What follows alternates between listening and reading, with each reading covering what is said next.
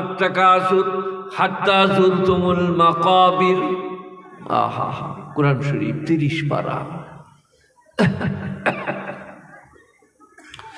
कसरत माल ने तुमको हिलाकत में डाल दिया, মালের আধিক্য তোমাদিকে ধ্বংসের দিকে ঠেলে দিয়েছে। হাত্তা যুরতুমুল মাকাবির, এমনকি তোমরা কবরের দেয়ালে ঠেস না দেওয়া পর্যন্ত মালের মোহব্বত তোমাদের করবে না। চুরি, ডাকাতি, মিথ্যা, প্রবঞ্চনা, লটারি টিকিট কাটা, অন্যায় করা সব মালের মোহব্বতে।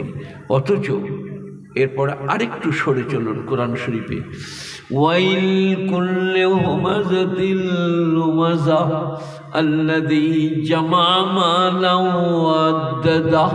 ওয়াইল জাহান্নাম লিকুল্লি হুমাযাতিল লুমাযা, যারা লাগা ভাজা করে, লাগিয়ে দেয় লোককে। এই বলছিল ওয়াইলুল লিকুল্লি হুমাযাতিল লুমাযা, ওয়াইল জাহান্নাম তাদের জন্য যারা হুমাযা লুমাযা করে। আর কি বলছে, আল্লাযী জামা মালান ওয়াদ্দাদা, যারা মাল জমা করে আর গুনে গুনে রাখে। আদ্দাদা 1 লাখ 1.5 লাখ, সাবিলার মা এটা আলমারিতে ভরে নাও তো, তখন রাত 10টা, কেউ যেন না জানতে পারে। ওয়াইল লিকুল্লি হুমাযাতিল লুমাযা আল্লাযী জামা মালান ওয়াদ্দাদা, যারা মাল জমা করে আর গুনে রাতের আন্ধারে একটা একটা করে 100, 200, 300, 400, 500। তারপরে কি আছে জানেন, ইয়াসাবু আন্না মালাহু আখলাদা, তারা মনে মনে করে আমাদের মাল সর্বদা আমাদের কাছে থাকিবে। কোরআন বলছে হয় তুমি যাবে না হলে মাল যাবে।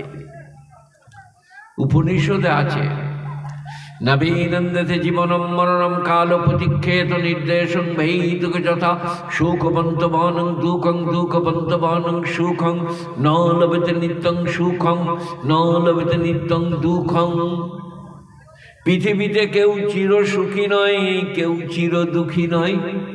আজ যারা বড় লোক কাল তারা গরিব, আজ যারা মন্ত্রী কাল তারা জেলে। পৃথিবীটা চিরদিন কারোর জন্য সুখের নয়। আজ আছি কাল থাকবো না, আজ ভালো আছি কাল অসুস্থ হয়ে পড়ব। আমাকে দেখছেন আপনারা, আমি 10 বছর আগে রাস্তা দিয়ে গেলে মনে হতো গুড়ালে সব ভেঙে দেবো, এখন কুকুরে বিড়ালে ঠেলে দিলে পড়ে যাচ্ছি। কেউ না ধরলে দাঁড়াতে পারি না, চলতে গেলে দুজনা দুদিকে ধরছে। আপনারা কি বলছেন? আমি দিনাজপুরে ওয়াজ করতে গেলাম, একজন ইন্টারন্যাশনাল পিচের ব্যবসায়ী, এক্সপোর্ট ইম্পোর্ট হয় মানে, তার ছেলেরা ডেকে নিয়ে গেল, আমার আব্বার জন্য একটু দোয়া করবেন, আপনি অনেক দূর থেকে এসছেন, বর্তমান দিনাজপুর বর্ডার শিপ। আমি গেলাম, তিনি বললেন আজকে 5 বছর হচ্ছে আমার এইখানে ফুটো করে থলি লাগিয়ে দিয়েছে, আমার এই দিকে পায়খানা হয়, পায়খানার রাস্তায় পায়খানা হয় না, একটু দোয়া করে দেন। 100, 200, 300 কোটি টাকার মালিক, সব টাকাকে উড়িয়ে দাও, নিয়ে ওকে সুস্থ করে দাও। তো যারা হাসছেন, খেলছেন, প্রস্রাব করছেন, পায়খানা করছেন, ভাত খাচ্ছেন, চা খাচ্ছেন, আমার একটা ছাত্র, তার নাম মকবুল হোসেন, সে কখনো কখনো তাকে ওয়াজ করতেও কোথাও কোথাও পাঠাইছি। তো বলছে মোল সাহেব, আমার যখন প্যারালাইজ হয়েছিল, ধান কলে যেমন এইরকম করে ঘুরিয়ে ঘুরিয়ে চালটাকে বাদ দিয়ে আনে, আমি ঘরের মুখে কিছু দিলে পাক দিয়ে সেটা খাবারটা বাইরে বার করে দিচ্ছিল। মকবুলের চোখে আমি দেখলাম পানি, আমার চোখেও পানি এলো, যে পার্থক্য, অসুস্থতা কি মারাত্মক।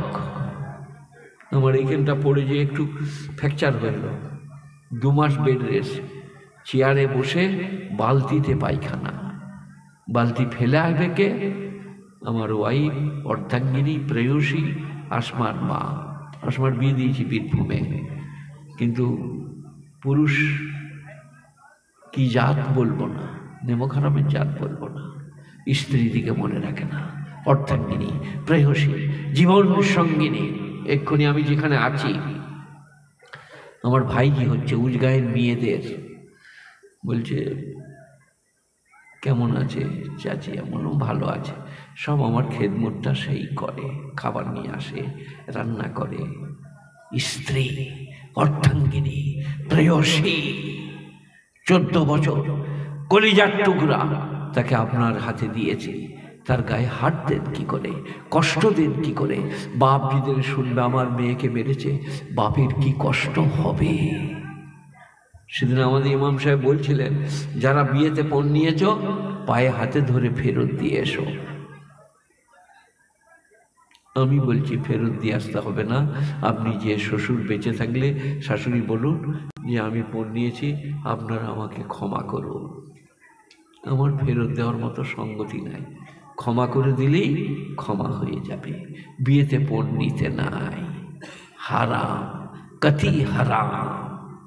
ভিক করুন, তবু বিয়েতে পণ নেওয়া চলবে না, স্ত্রীকে কষ্ট দেওয়া চলবে না।